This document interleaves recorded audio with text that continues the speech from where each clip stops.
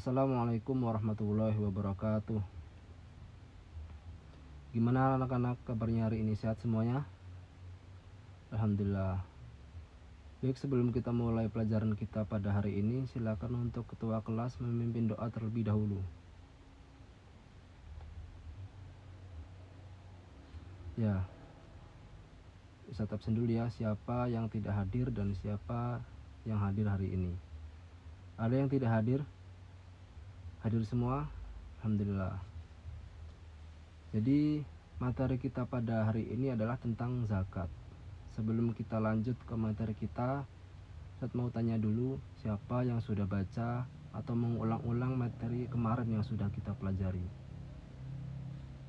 Ya, bagus. Oke, kita lanjut ke materi kita hari ini tentang zakat. Ada yang tahu pengertian tentang zakat? Yang tahu boleh tunjuk tangan. Ya, jadi zakat itu adalah bagian dari harta yang wajib dikeluarkan oleh umat muslim yang telah memenuhi syarat-syarat tertentu. Lalu zakat ini ada dua, zakat fitrah dan zakat apa? Ya, zakat fitrah dan zakat mal. Jadi zakat fitrah itu waktunya kapan untuk dibayarkan? Ada yang tahu? Ya, jadi waktu pembayaran zakat fitrah itu adalah waktu wajibnya adalah ketika malam Idul Fitri sampai khotib naik ke mimbar pada hari Idul Fitri. Itu waktu wajibnya. Sedangkan ketika kita membayar zakat melewati waktu itu, ketika selesai sholat Idul Fitri atau khotib sudah naik ke mimbar baru kita bayar zakat, itu hukumnya makruh ya. Lalu hukumnya juga bisa menjadi haram kalau kita membayarnya telat, yaitu ketika sudah malam kedua Idul Fitri. Jadi waktu maghrib malam kedua itu sudah haram untuk membayar zakat fitrah. Lalu kira-kira berapa sih takaran minimal yang harus kita bayarkan untuk membayar zakat fitrah? Yang tahu boleh tunjuk tangan. Ya, 2,5 kilogram. 2,5 kilogram itu makanan pokok ya. Kalau kita di Indonesia berarti pakai beras, 2,5 kilogram beras. Kalau mungkin ada di negara yang makanan pokoknya gandum, berarti bayarnya pakai gandum. Jadi pakai makanan pokok di daerah tersebut.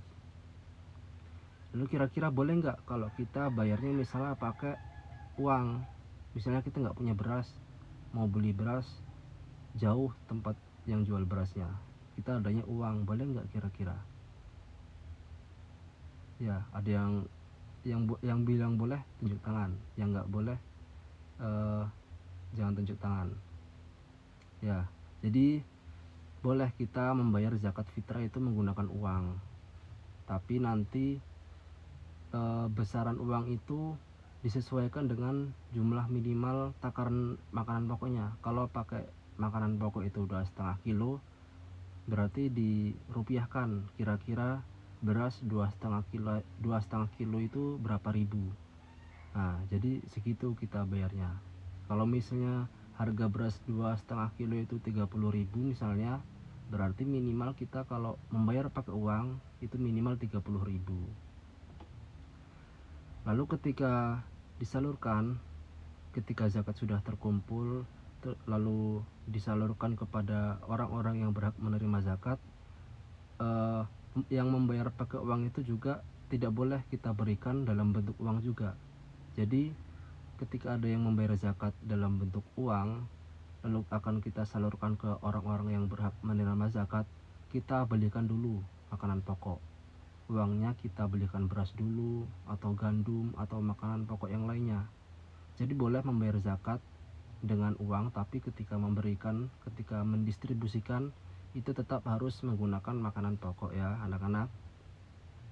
Nah, lalu ada 8 golongan orang yang berhak menerima zakat.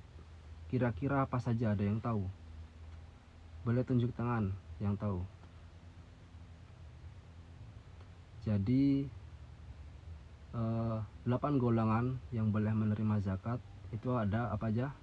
Ada fakir, miskin, apalagi amil, lalu mu'alaf, selanjutnya hamba sahaya ataupun budak, selanjutnya orang yang terjerat hutang, lalu fisabilillah dan ibnu sabil. Jadi itu golongan-golongan yang boleh menerima zakat. Jadi tidak semua orang itu boleh kita kasih zakat, tapi hanya golongan-golongan ini, hanya 8 golongan yang ini yang bisa kita berikan zakat. Kalau misalnya ada yang tanya, anak yatim kira-kira gimana? Nah, anak yatim itu tidak termasuk di 8 golongan ini ya.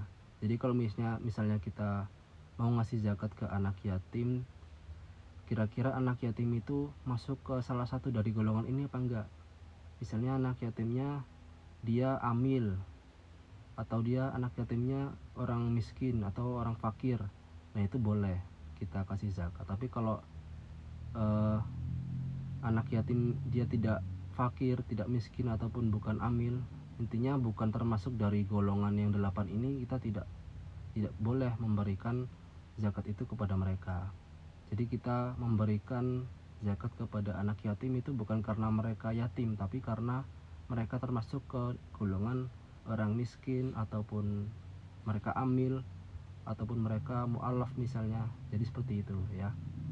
Jadi cuma 8 golongan ini yang boleh kita beri zakat fitrah. Baik, mungkin kita cukupkan materi kita pada hari ini. Kita tutup pembelajaran kita dengan doa kafaratul majlis dan lafal hamdalah. Baik, saya akhiri. Assalamualaikum warahmatullahi wabarakatuh.